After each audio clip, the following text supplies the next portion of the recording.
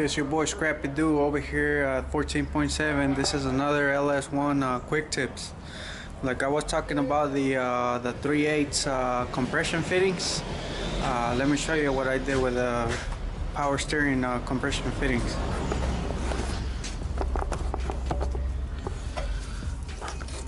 As you see here, you on the power steering pump of the F body ls1, or you can also use the one from the 4.8 Chevy trucks, or all the truck power steering pumps. They all have the same size 3/8 power steering lines. And what I did, basically all you gotta do is get the compression fitting and attach it somewhere in the line. Most of GM, like I was saying, the lines are 3/8, and this line right here is off of the LS engine power steering pump, and this part of it, this part of the line is off of the original 87 Buick T-type, off of the gearbox. So basically you're just gonna use one compression fitting just to spice the hose together, and they work pretty good. And like for the return, the reservoir for the return, all you gotta do is, this one don't need to have any type of pressure, so all you gotta do is use the one from the gearbox, and that's it. That's the OE one that went in there. So basically all you gotta do to make your power steering work, just buy this compression fitting and attach your hose together. And I'm gonna get one compression fitting so I can show you how they look. Basically this is all it is. You cut the hose on one end, and you run the pipe in through this copper fitting, and then you put this small O-ring in there. It's like a copper fitting ring, and once the hose is in there, it will compress the lines to each other, and do the same thing to the other side. Basically it's pretty easy and simple. You don't have to buy aftermarket hoses or any type of weird expensive pumps. If you're using the ones from the truck, as long as the line it's real close to the gearbox and you're able to attach it, just make sure that it's not kinked, because it might restrict the fluid from running through it smoothly.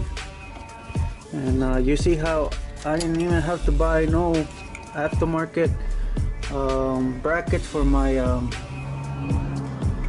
alternator. Look how clear it is. I don't have no rubbing issues. No rubbing issues whatsoever.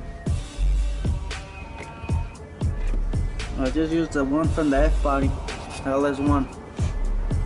And also the F body hoses, they run. You can use the F body hoses for the tranny coolant fluid all the way to the radiator. And I also want to give you a quick tip for the brackets, because everybody keep asking me what brackets that I use. And I got the ones from the F body to G body off of eBay. They're around like 98 bucks, shipping and handling. And basically all it is the bottom bracket, and you can use the F body motor mounts. The reason why I went with the F body motor mounts, because it's more smooth. If I was to use the solid ones, the engine was gonna be too shaky, so I just wanted to go with something where it rides like a new car, or smooth. I didn't want it to have no vibration inside the cab. So let me show you guys how where they're located, and let me show you what clearance I got between the firewall and the engine.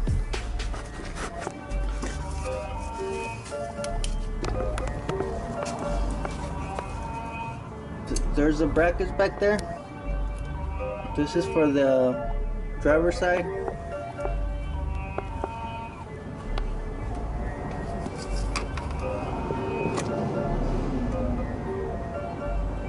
F-body,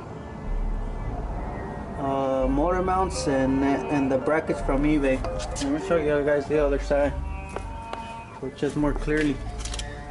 They come in two colors, red and black, but you see, real simple to install. And I just cut a part of the frame right here for my AC hoses, but I took the AC compressor off because I need to do some repairs over here in this area. And, what you see over here in the back, look at the clearance. It's like about a hair, but no rubbing issues whatsoever. I just got a bunch of wires over here, like the wiring harness, and set to rusty.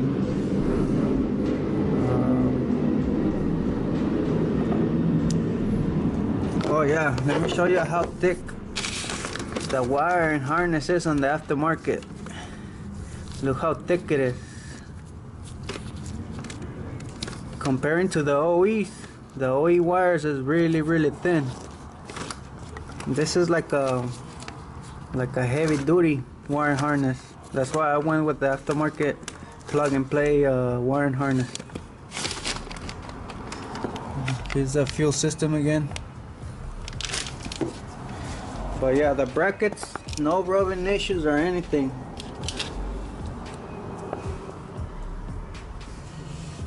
And no rubbing issues on the exhaust or anything.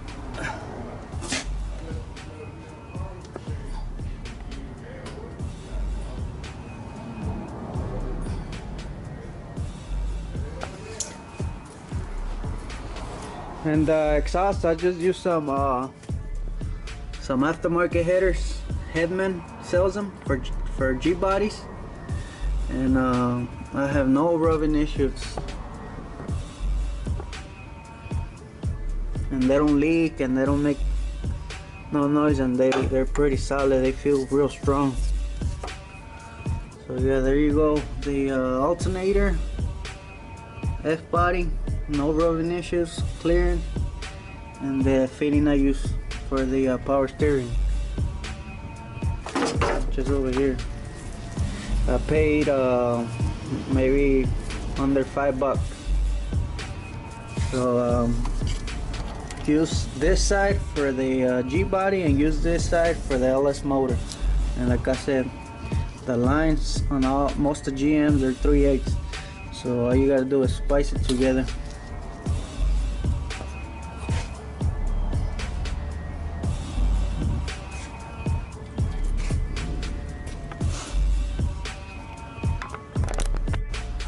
For the radiator hoses, I just bought this Flex chrome pipes, but you can also use the old-fashioned material rubber hoses. But I just like this one because the look. But I don't have any rubbing issues or anything. But like I said, these hoses are for the F-body. They fit right in the radiator. It's like they're routed the same way. And then the radiator, you put your transmission cooling lines. You have to have transmission cooling lines for the transmission. It's a must. So you can use the F-body transmission line, unless you're using like a 400 turbo transmission or a 700R. The lines might be different, but I recommend to use metal all the way up here to the front because they take a lot of vibrations. Make sure they're not rubbing anywhere. And the heater hoses, it's like they're just run two 5/8 hoses and that's it. I mean, that's like the easiest part of the swap. And